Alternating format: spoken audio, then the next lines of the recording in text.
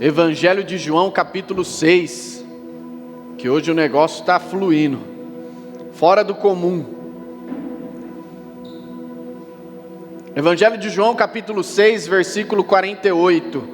Se você está atento a tudo que o Senhor está falando e fazendo no nosso meio, você vai ver que está a coisa mais linda.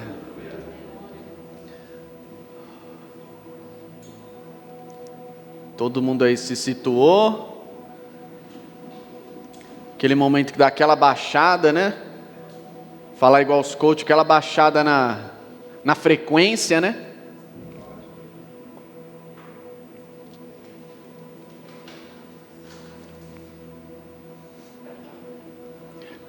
Vamos começar só com esse verso. Já tem muito o que falar dele.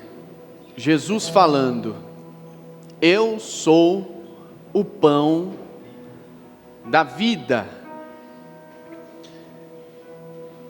O Senhor estava aqui num contexto, gente. Olha, muita coisa estava acontecendo aqui. E uma das coisas que ele fala é isso: eu sou o pão da vida. Antes dele ter dito isso, ele tinha feito o famoso milagre da multiplicação dos pães e dos peixes. Isso ele fez em outro lugar, outra província, né? Do outro lado de um rio. Ele multiplicou os pães e os peixes que alimentaram mais de 5.000 pessoas. 3 pedacinhos de pão e de peixe para mais de 5.000 pessoas. E aí ele sai já tarde desse lugar. Os discípulos pegam um barco e vão para outra região, que é a região que ele disse isso. E Jesus não vai com os discípulos, né? Jesus ele sobe o monte, vai ficar a madrugada lá com Deus em oração. Os discípulos pegaram um barquinho e estavam indo para essa província. E no meio do caminho, forte vento, daquele jeito, já de madrugada. E o Senhor lá para trás, de repente, eles veem no meio lá do mar uma pessoa andando em cima das águas. Quem? Ele já começa a se assustar, achando que era um fantasma, aos discípulos, né? Meu, que espírito doido é esse aí? Aí Jesus, não precisa ter medo não, sou eu. Jesus entra dentro do barquinho e eles chegam até o destino.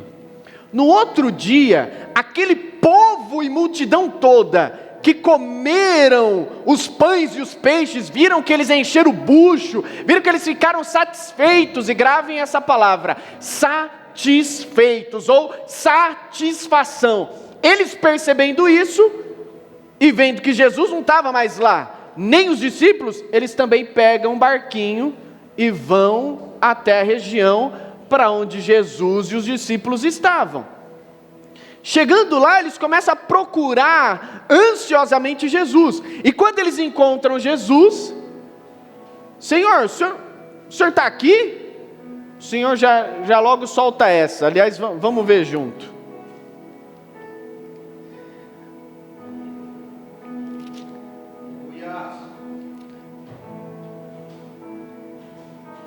Capítulo 6, versículo 22. No outro dia, ou no dia seguinte, a multidão que tinha ficado do outro lado do mar, notou que ali havia apenas um pequeno barco, e que Jesus não tinha entrado nele com seus discípulos, tendo estes partido sozinhos. Entretanto, outros barquinhos de Tiberíades se aproximaram do lugar onde a multidão havia comido o pão, depois que o Senhor deu graças. Pode continuar. Quando aquela multidão viu que Jesus não estava ali, nem os seus discípulos, entraram nos barcos e partiram para Cafarnaum à procura dele. E tendo-o encontrado no outro lado do mar, lhe perguntaram: mestre, quando que o Senhor chegou aqui? Jesus respondeu: em verdade lhes digo, que vocês estão me procurando não por causa dos sinais que vocês viram, não porque viram sinais, mas porque comeram os pães e ficaram satisfeitos. Não tem meias palavras, né, com o Senhor. Quantas vezes é dito que o Senhor bem conhecia quem eram aqueles que criam e quem eram aqueles que só estavam por emoção, só estavam ali no meio. O Senhor conhecia os corações e as mentes, e o Senhor sabia discernir, dividir, separar aqueles que realmente tinham crido na mensagem, nele, que era a mensagem, e aqueles que só estavam porque todo mundo estava indo, era a moda do momento, o nome de Jesus era o que estava no alto na época. Vamos lá ver o que está acontecendo, vamos lá ver o que está pegando, vamos lá ver porque tem doentes sendo curados de forma milagrosa, vamos lá ver porque, ele alimentou uma multidão, vamos lá almoçar, vamos lá filar uma boia. E detalhe, eles saíram de barco, gente, do lugar do milagre, do sinal, procurando Jesus. Eles pegaram o barco e atravessaram uma província para encontrar ele. E quando encontram Jesus, o Senhor já lança essa: vocês não me procuraram, não estão me procurando por conta dos sinais que vocês viram, mas porque vocês comeram e ficaram satisfeitos, por causa do pão que vocês comeram, por causa do natural. Vocês me procuraram, vocês saíram lá onde Judas perdeu a bota, vieram para cá, porque vocês comeram. Não foi nem por causa do sinal que eu fiz, mas porque vocês comeram. Próximo versículo: trabalhem, gastem a energia de vocês, se esforcem, não pela comida que se estraga, mas pela que permanece para a vida eterna, a qual eu, o Filho do Homem, darei a vocês, porque Deus, o Pai, o confirmou com o seu selo. Se esforcem, trabalhem, não por aquilo que possa satisfazer o natural de vocês, encher a barriga de vocês, mas por aquilo que dura eternamente. Irmãos, a gente acabou de cantar. O dia, quando a gente passar pelos portões, não é literatura infantil, vai acontecer. O dia que a gente passar pelos portões, né? E a gente vai encontrar com o santo, eternamente. E a gente vai chegar com os nossos molhos, ou com os nossos frutos, do que a gente ajuntou aqui, na vida passageira, na vida breve, na vida rápida. O que é que a gente acumulou? Onde é que a gente depositou energia e trabalhou para o quê? Né? Às vezes a gente se esforça tanto, e a gente está gastando tanta energia para se encontrar com Deus, e tratar de coisas passageiras, de coisas que vão passar, de coisas que vão ficar, de coisas que se estragam. E o Senhor, como a gente tem falado há algumas semanas, Ele tem assuntos maiores a tratar comigo e com você. Ele tem coisas melhores para nos oferecer, maiores do que simplesmente o nosso bem-estar nesta vida. Já diz em outra parte: aquele que espera no Senhor só nesta vida é o mais miserável dos homens. É miserável, é pobre, aquele que está olhando para o Criador, para o Rei dos Reis, Senhor dos Senhores, esperando só receber o dinheiro que está faltando, ou a saúde que está faltando no momento. Só isso.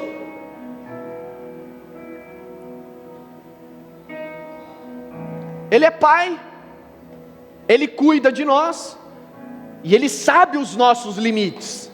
Se temos vivido o que temos vivido, desconforto, a falta, Ele conhece até onde a gente pode suportar. Ele não saiu do controle, Ele continua, ainda que as coisas não estejam bem. Mas ao mesmo tempo que Deus é esse Pai, que Ele conhece as faltas, as necessidades, o desconforto, as tristezas, as frustrações, Ele também quer beneficiar, ajudar, mas ao mesmo tempo que Ele sabe que você está sofrendo, Ele quer que você enxergue que tem coisa mais alta, maior, do que simplesmente a circunstância. A Samantinha, ela falou aquilo que o apóstolo Paulo descobriu, o mistério. A boca da filha dela não voltou ao normal de forma milagrosa. Ela só falou: me dá força, palavras dela, para eu conseguir terminar esse dia. Vamos ver se é isso mesmo? Filipenses, capítulo de número 1. Filipenses 4, desculpa. Carta do apóstolo Paulo aos Filipenses, capítulo 4, a partir do versículo 11.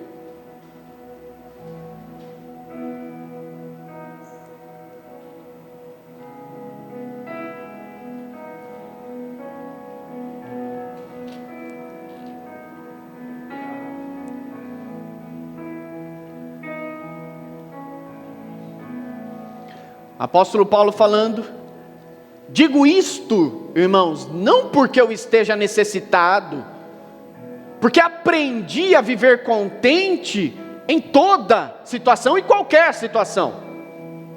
Pode ir. Sei o que é passar necessidade e sei também o que é ter em abundância, ter muito. Aprendi, grava essa palavra, aprendi o segredo. Tem um segredo então que a gente precisa aprender. Aprendi o segredo de toda circunstância e qualquer circunstância. Tanto de estar alimentado, como de ter fome. Tanto de ter muito, como de passar necessidade. Versículo 13. Tudo posso naquele que me fortalece. Segredo. O segredo é esse aqui que ele falou. Descobriu o segredo, versículo 13: tudo posso naquele que me dá força. O segredo não é a circunstância mudar, a coisa virar de uma hora para outra. O segredo é em você suportar pela força que Ele te dá. O segredo não é irmão, a gente precisa tomar cuidado, tá? Em não se alimentar só de um tipo de comida, porque Deus, Ele é muitas coisas. Aliás, a Bíblia fala que a graça de Deus, ela é multiforme, a sabedoria de Deus é multiforme, tem diversas formas. A gente fala que Deus é um cordeiro e Deus é um leão, Ele não é. A gente fala que Deus é amor e Ele é justiça, então Ele não é só um tipo de coisa, entenda. Se você ficar me ouvindo pregar de segunda a segunda, eu carrego um tipo de mensagem com aquilo que eu vivo, à luz da Bíblia. Eu vou expondo que o Caio na história viveu com Deus, e de certa forma aquilo vai saindo meio que sempre. Então, de forma ou de outra, você sempre vai estar me ouvindo falar a mesma coisa em várias vezes que eu prego. Você falou isso aquele dia. Exatamente, é porque isso está dentro. Do mesmo jeito que o nosso pastor, ele tem essa forma de pregar dele, e é para endireitar as coisas. Deus é tudo isso e muito mais. Só que se você ficar ouvindo lá na internet, você só busca um tipo de conteúdo, um tipo de pessoa, você começa a achar que Deus é só aquilo, e Deus não é uma coisa só, tá? O Senhor, muitas vezes, Ele não vai mudar a circunstância, Ele não vai mudar o que está acontecendo, porque Ele quer te levar para esse lugar de força, de fortaleza nele.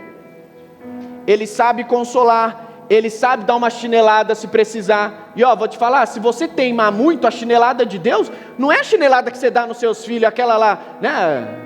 Lá em casa, Samanta pega o chinelo, os meninos nem tremem, mas quando eu pego, filho, é pro negócio doer mesmo, para sentir o que fez. Dá chinelada, aí dos meninos saem rindo. Chinelada de Deus, irmãos, se Ele está vendo, avisou 1, 2, 3 vezes, Ele não vai vir daquela forma molezinha, não, é para sentir doer. Eu corrijo ao filho que eu amo, diz a Bíblia, e se vocês estão sendo corrigidos, é sinal do meu amor, porque vocês são meus filhos. Eu tenho autoridade e liberdade com vocês, sou eu quem cuido, sou eu que estou trazendo a provisão. Agora Deus conhece os nossos limites, né? Não vai dar nada que a gente não possa suportar. Então, irmãos, a intenção e a vontade de Deus é nos levar para esse lugar de força, onde a gente suporta o dia e termina bem, conseguimos, vencemos. A nossa realidade não era a realidade do rei Davi. Pô, eles viviam diariamente com guerra, com luta, e é perder a cabeça mesmo, é ser morto na batalha. E quantas músicas, quantos salmos não tem escrito para a gente? Em todas Deus salvou. Eles foram lutar, tiveram que se dedicar, força, treinaram. E mesmo assim eles estavam dizendo: não é na força do meu braço, não é nos meus instrumentos, não é na minha espada que eu confio, é na força do braço de Deus. Então muito mais eles do que a gente experimentaram isso, a força sobrenatural de Deus. Como o Senhor falou, a pessoa que não tem da onde tirar força, gente. A gente que cai nessa ilusão de achar que tudo é circunstância, e não é. Como a Samantinha falou, a gente vai se deparar com uma mãe que tem um filho autista. É diferente daquela mãe que não tem nenhum. Só que essa que tem um, ela vai ver uma que tem dois. A que tem dois vai ver uma que tem três. A que tem três. Até onde isso vai parar? Não tem a ver com a circunstância. Tem a ver com a força que você tem. Tem gente que vive uma vida inteira nessa. Como a Samantinha falou, 4 filhos autistas. A vida inteira. Não tem a ver com o cenário. Não tem a ver com a circunstância. Porque tudo é questão de comparação. Eu me comparo com você, em algumas partes você tem mais dificuldade que eu, outras não. Não tem a ver com isso. Tem a ver com aquele que é, como a gente começou, o pão da vida. Se a gente mirar muito nas nossas dificuldades, nós nunca vamos experimentar aquilo que é melhor. Se nós esperarmos as coisas mudarem, para a gente se virar para Jesus, para a gente se virar para o Senhor, nunca iremos nos encontrar, porque pode ser que a coisa nunca vire, mas também pode ser que a coisa vire. Quem vai saber? Apóstolo Paulo pediu para Deus tirar o espinho da carne dele, o que Deus respondeu foi: a minha graça te basta. Então pode ser que a coisa vire, irmão, mas pode ser que a coisa também não vire. Quem vai saber? Eu? Jamais. O próprio Deus. Uma coisa é certa: quanto mais satisfação no Senhor, mais Ele vai ver que você está preparado para receber muitas coisas nas suas mãos. Quanto mais o Senhor vê fidelidade, satisfação no lugar certo, mais Ele vai depositar coisas sob a sua confiança, para você administrar, para você cuidar e tratar. E já vou te falando, não adianta o esforço natural para isso, tá? Satisfação em Deus não é algo que acontece da noite para o dia. É necessário relacionamento, intimidade, para você descobrir de fato quem Deus é, e o que Ele propõe, e o que Ele quer. Vamos continuar? Versículo 48, vamos para o 49. 6:49.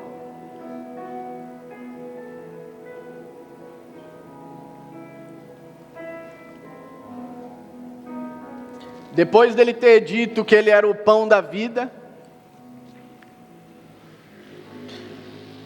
ele falou assim para os judeus, 6:49, os pais de vocês comeram lá o maná no deserto, o pão, o milagre que Deus fez, o pão que Deus deu lá no deserto, eles comeram e morreram. 50. Este, ele está falando de si mesmo, este é o pão que desce do céu, para que todo que dele comer não morra. 51.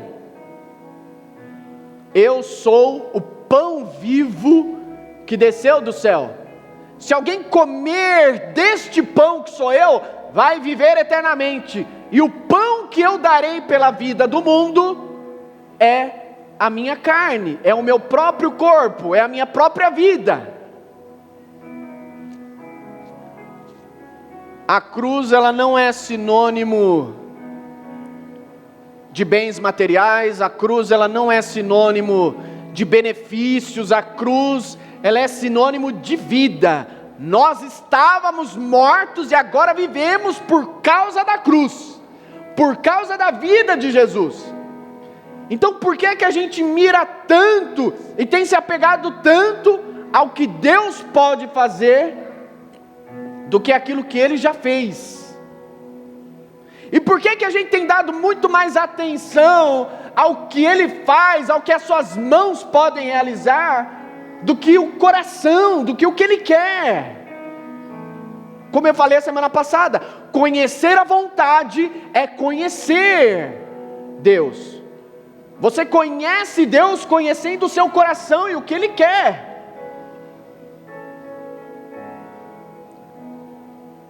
E aí é uma brigaiada, irmãos. A gente, depois se você quiser ver na íntegra, capítulo 5, 6, é uma brigaiada só. Porque Jesus está falando uma coisa, eles não estão entendendo nada, os judeus, os religiosos.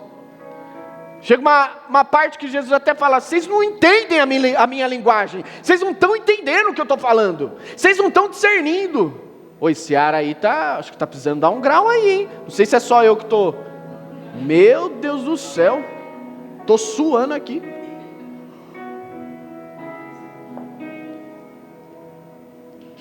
Jesus, vocês não estão entendendo a minha linguagem. Jesus falava de coisas eternas, de coisas que durariam para sempre, e eles estavam ouvindo sobre coisas passageiras. Tem um episódio, não é aqui, é em outro evangelho, não retrata no evangelho de João, acredito que seja no de Mateus. Depois da multiplicação de pães, Jesus pega o barco.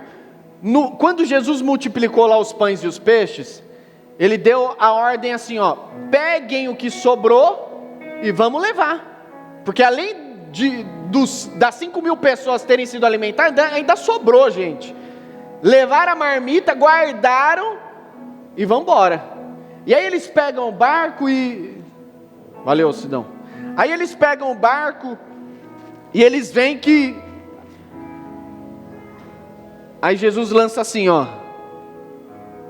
discípulos, tomem cuidado com o fermento dos religiosos, hein? Na hora que eles ouvem isso, tome cuidado com os fermentos dos religiosos. Eles falam assim: mano, a gente esqueceu o pão, hein? A gente esqueceu de trazer comida. O Senhor deve estar falando disso. Aí o Senhor, conhecendo o coração e a murmuração deles, fala assim: eu não estou falando de pão, eu não estou falando da comida que vocês esqueceram, eu estou falando para vocês tomarem cuidado com os ensinamentos, com a forma de viver dos religiosos de lá.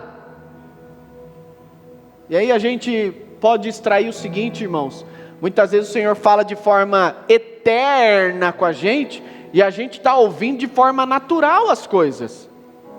Eu já errei nessa. O Senhor falava de uma vida para mim, e eu discerni a respeito de uma pessoa, e eu discerni assim, né? Essa pessoa vai ser curada, essa pessoa vai sair dessa doença. No fim, a pessoa morreu, foi com o Senhor. Entende? Às vezes o Senhor está falando de forma eterna com a gente, e a gente está ouvindo de forma humana, pequena, natural, passageira. Às vezes o Senhor está querendo comunicar coisas mais excelentes e maiores, e nós estamos ouvindo o comum, aquilo que perece. Às vezes o Senhor está querendo mirar a gente para trabalhar e se esforçar para aquilo que vai durar para outras gerações, ou para aquilo que você vai colher na eternidade, e a gente está gastando a nossa energia só, não é que não seja necessário, mas só naquilo que, e isso não precisa nem abrir a Bíblia. Qualquer pessoa que for falar bonito por aí, vai usar a palavra, ninguém leva nada para o caixão, ou nada daqui, a gente vai levar, tudo vai ficar aqui. Como nosso pastor fala, a melhor palavra é aquela que você sai para praticar, não aquela que você só ouve. Então é a gente entrar em sincronia com as palavras de Deus. Deus manifestou a palavra dele. Você conhece uma pessoa por aquilo que ela fala, e nós conhecemos a Deus por aquilo que Ele diz, por tudo aquilo que Ele despejou através de Jesus, para aquela galera daquela época, se transformou num livro, e a gente tem aqui. Então quando você abre, não é qualquer coisa. O livro é sagrado, o conteúdo é sagrado, aquilo que tem aqui é sagrado, esse encontro, como a gente cantou, é sagrado. Naquela necessidade, falta sua, quando você se encontra com Deus através disso aqui, e o Espírito Santo traz vida, isso é sagrado. Essa vida que é comunicada, essa vida que é transmitida de Deus para nós, que, como eu falei, não é de fora para dentro, é de dentro de você mesmo. Isso é o que realmente vale, isso é o que realmente é para sempre, é eterno. É cultivar algo aqui, que você vai viver também depois dos portões celestiais. A presença, o momento, o conhecimento de Deus. Continuando, só que a gente vai pular lá para o capítulo 6 ainda. A gente vai pular para o versículo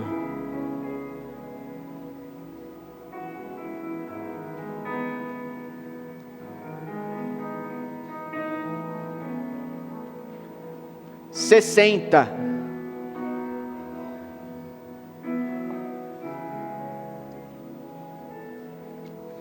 O discurso de Jesus, irmãos, ele deu uma engrossada, tá? E não é porque... Ele não deu uma engrossada no sentido de que Jesus falava sobre dificuldades ou sofrimentos. Presta atenção. O discurso não engrossou porque Jesus começou a falar de sofrimento, mas engrossou porque Jesus começou a falar de coisas de forma espiritual para pessoas que estavam pensando e raciocinando de forma carnal e humana. Ele deu uma engrossada no sentido assim, nós lemos ele falando que ele era o pão da vida, e ele fez a relação, Deus deu o maná, o pão lá para o povo no deserto, e o povo comeu daquele milagre, daquele pão, só que o povo morreu. Eu sou o pão que agora desce do céu, e todo aquele que deste pão, que sou eu, comer, viverá eternamente. E aí Jesus começa a engrossar dizendo assim, e o pão que dá vida é a minha carne, quem comer da minha carne, viverá eternamente, quem beber do meu sangue, viverá eternamente. Aí a galera começa a ouvir aquilo, mano, quem comer da carne dele, quem beber do sangue, mas que tipo de discurso é isso? Que tipo de doidura é essa? Comer da carne, beber do sangue? Aí o negócio começou a engrossar. Versículo 60. Muitos dos seus discípulos, tendo ouvido tais palavras, disseram, esse discurso aí é duro, quem que pode suportar um negócio desse? Mas Jesus, sabendo por si mesmo que os seus discípulos murmuravam a respeito do que ele tinha falado, Jesus disse: isso está escandalizando vocês? Isso está estranhando vocês? 62. O que acontecerá então, se vocês virem o Filho do Homem subir para o lugar onde primeiro estava? Ó, irmãos, o que Jesus está falando? A mesma coisa que ele falou para Nicodemos. Nicodemos, eu estou falando de um novo nascimento, eu estou falando de você nascer uma segunda vez, e você está levando pro literal, você está achando que realmente você vai voltar para a barriga da sua mãe. Não, o que eu estou comunicando é algo superior ao natural. O que vai acontecer se vocês tiverem um vislumbre do sobrenatural? Em outras palavras, foi isso que o Senhor falou. O que vai acontecer? Vocês estão se escandalizando por eu ter dito que vocês têm que comer da minha carne e beber do meu sangue?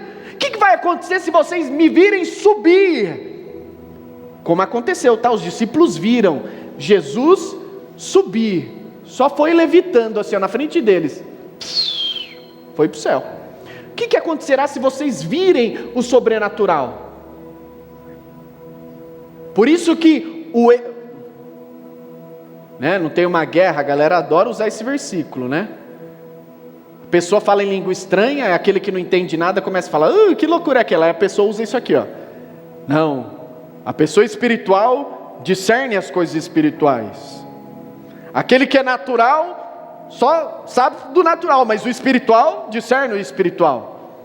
E de fato, a pessoa espiritual discerne aquilo que acontece no espiritual, não é mais no natural e humano, é sobre o natural, está acima do natural. Foi isso que o Senhor falou. O que vai acontecer então se vocês me virem subir daqui para onde eu vim?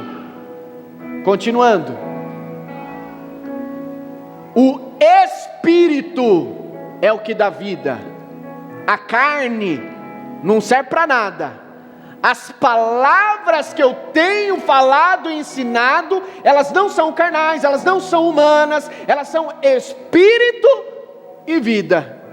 Elas atingem um nível mais elevado no ser de cada um. Ela é para te mexer de dentro para fora. Ela não é, se tirar aqui o Luquinha tocando o teclado, a palavra de Deus vai continuar do mesmo jeito, independente se ela vai encontrar nos tons musicais, na frequência certa. Irmãos, apóstolo Paulo incentivava a igreja. Eu estou preso, a palavra de Deus não. A palavra de Deus não precisa de enfeite, ela não precisa de atributos humanos. A palavra de Deus é espírito e vida, e ela encontra lugar de morte na gente para vivificar, para fazer, como a gente cantou, florescer de novo, ou se nunca floresceu, para finalmente florescer. É quando, irmãos, a vida está sem graça, você já viu que nada está satisfazendo, você já viu que nada está satisfazendo. A vida é uma correria por satisfação. Vocês vieram atrás de mim, não pelo sinal que eu fiz, mas pelo pão que vocês comeram e ficaram satisfeitos. Nós lemos, apóstolo Paulo, eu aprendi a viver contentamento. Encontrei satisfação no pouco e no muito. Sei transitar no pouco e no muito. Sei não ter nada e sei ter muito. Tudo eu posso nessa pessoa que me dá força. Satisfação. Você já viu que a correria não está dando. Você já viu que as coisas que você tem comprado não tem suprido. Você já viu que até a solução da circunstância é só em um lugar, gente. E eu sei que parece, um leitinho, e na verdade esse mês começou com o pastor pregando o texto do leitinho. E o apóstolo Paulo falava que era necessário ele dar leite para aquele povo que estava 30 anos na igreja. Era necessário ainda eles tomarem leite. Não poderiam receber uma comida mais sólida. Você não dá uma feijoada para uma criança, para um bebê. É necessário ainda o leite. E o leite tem um espacinho aí no seu coração, tem um lugarzinho aí, tem um formato, que é o formato certo de Jesus. Se temos falhado no assunto satisfação, prazer e alegria da nossa vida, não tem como a gente pensar em coisas maiores. E esse texto que o pastor começou pregando, ele fala, apóstolo Paulo falando, vamos deixar o fundamento de lado um pouco? Vamos deixar o leitinho, vamos deixar aquilo que é básico, que é a base da fé cristã um pouco de lado, para a gente conseguir avançar para coisas maiores. Faremos isso, segundo as palavras dele, se Deus permitir. Se não tiver como, vamos continuar no leitinho. Satisfação, gente, é só em uma pessoa, em um lugar. Alegria, não adianta buscar em nada que você possa viver, em nada que você possa adquirir. Não adianta tentar nessa correria de preencher o vazio, se sentir. Eu já ouvi de pessoas que quando não estão bem, elas colocam uma comédia para assistir, ou vão assistir um stand-up, ou elas abrem o Instagram e vão procurar alguma coisa alegre. Irmãos, isso aí é tampar o sol com a peneira, isso aí é tentar abafar, isso daí é tentar remediar uma coisa que não vai funcionar. É o famoso remédio, você toma para tirar a dor, mas não está curando nada. Tira a dor, vai tirar ali momentaneamente, mas a doença ainda está lá. Está remediando, né? Tem um lugar, irmão. Tem um caminho, não é à toa. Ele ter deixado para a gente, eu sou o caminho, gente. Eu sou a verdade, eu sou a vida. Tudo que a gente precisa. O segredo não é esperar as coisas melhorarem. O segredo é continuar nesse caminho. É movimento. Eu só vou fazer quando isso mudar. Não, eu só vou me firmar. Não, eu só vou ser mais crente. Não, eu só vou me batizar. Não, eu só vou servir. Não, eu só vou perdoar o fulano de tal quando isso acontecer.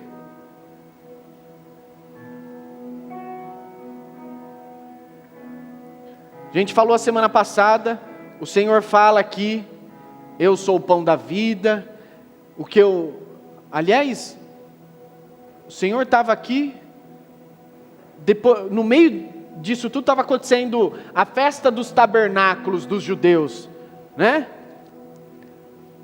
Que eles celebram o quê? Eles terem ficado lá 40 anos no deserto, morando em tendas, né? Morando em cabanas. Aí os judeus até hoje eles comemoram essa festa que dura 8 dias, 7, mas o 8 é para selar, e que eles realmente eles ficam em cabanas até hoje, e ficam celebrando a Deus, lembrando disso, que mesmo no deserto, Deus estava cuidando. E aí depois disso que a gente está lendo aqui, acontece essa festa, aí Jesus no 8º dia, no dia mais importante do fechamento da festa, ele fala isso aqui, capítulo 7, versículo 37 até o 39, 7:37.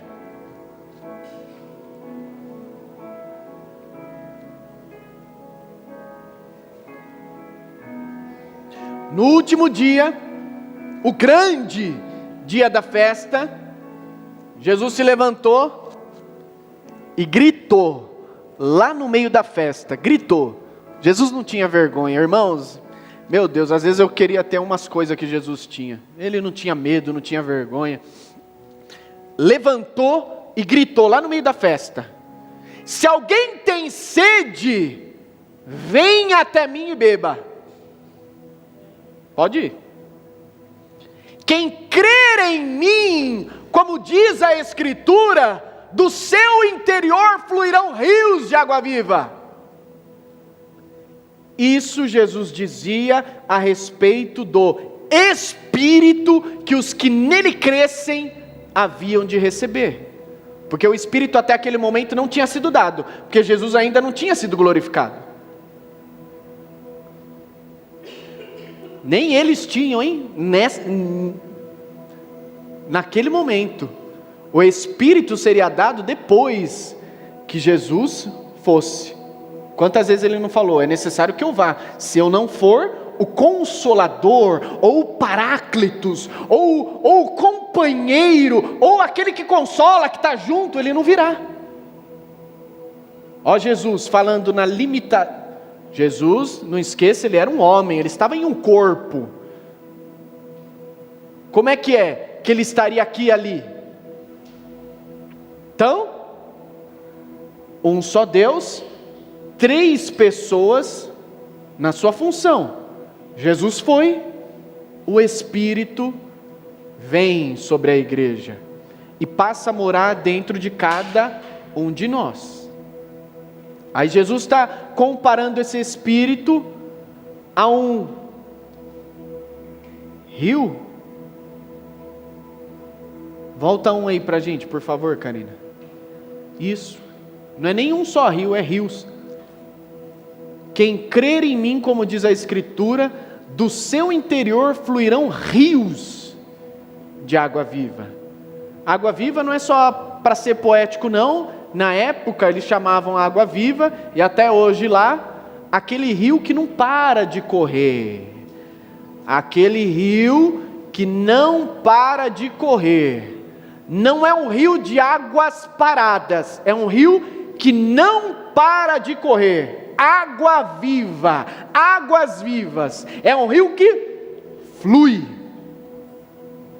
Então, se o Senhor é um caminho, Ele é movimento, gente. Não fiquem esperando as coisas mudarem, para vocês também mudarem. Flua naquilo que Ele disse. Jesus, Ele recebeu a paga dele por ter obedecido e dado ouvido à voz de Deus. Quantas vezes Ele falou, o que eu falo para vocês é o que eu ouço do Pai, eu não falo nada por mim mesmo, o que eu estou falando é aquilo que eu tenho ouvido e transmito a vocês. Então, o que Ele pagou, o preço que Ele pagou por ter obedecido, foi a morte numa cruz. Ele sabia, Ele começou o ministério dele, e Ele não falava de forma aberta no começo. Ele não falava que Ele era o Cristo, o escolhido, lá no começo. Mas quando a coisa começou a engrossar, quando o ministério começou a se desenvolver, quando a missão começou a chegar ao fim, Ele já falava de forma aberta. Eu sou o Filho de Deus, Ele é o meu Pai, eu sou o Cristo. E aí, irmãos, por estar falando aquilo que Deus estava mandando, as pessoas começaram a se revoltar. Os religiosos começaram a, por inveja, querer matar, e no fim, mataram. Mas o que aconteceu? Surpreendeu Deus isso? Não, só fluiu para a missão ser completa, para a missão ser cumprida. Ai não, falei agora eles vão me matar. Ixi, não era para ter falado. Não, até a morte da cruz, era o plano, era a vontade, e se cumpriu. Então, irmãos, na balança, nunca escolha viver o bem-estar e o natural, e desprezar aquilo que é eterno. Muitas vezes, não vai ser só uma, Deus vai pedir coisas que custam, não só uma. O preço que você for pagar pela obediência, às vezes é perder alguma coisa. E não pense que está errado, e não pense que isso é do Satanás, perder, sofrer, como a gente falou. enquanto a gente sofre, o que a gente precisa é de força, e isso a gente tem de sobra. Naquele que me fortalece, tudo eu posso viver naquela pessoa que me dá força suficiente para aquilo. Tudo eu posso viver. Amém? Amém? Amém. E para viver isso, né? É luta, tá, irmãos? Não é de forma mágica, não é de forma simples, não é só para a pregação ficar bonita. É uma verdade e é necessário que a gente viva, lutando. Isso é uma luta. Você escolher entre o eterno ao invés do natural e aquilo que vai fazer bem para o seu corpo, para a sua carne, isso é uma luta. Isso é uma guerra. O que Deus precisa é só de homens e mulheres valentes e dispostos a isso. Amém?